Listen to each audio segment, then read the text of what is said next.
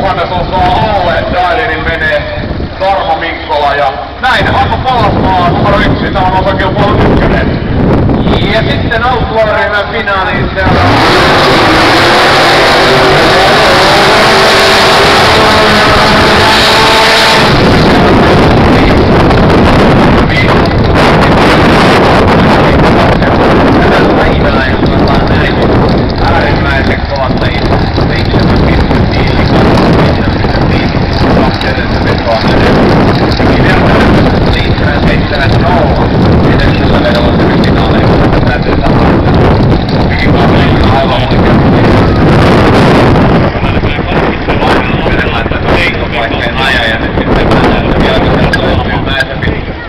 tiimiltä lisää potkua tähän finaalilähtöön ja päästäisiin sinne ihan vastaan, jossa jo viikolla on paljon eteen käväillä.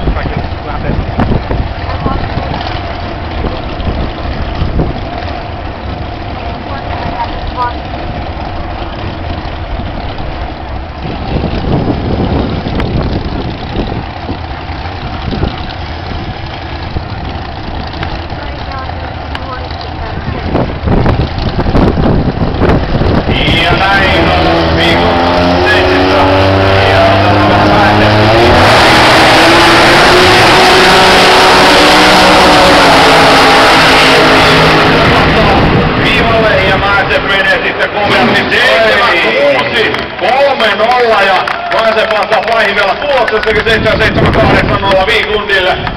Viljar-Maise kovassa iskussa ja ansaittu voitto tähän osakilpailuun tiimille. Vigund komeasti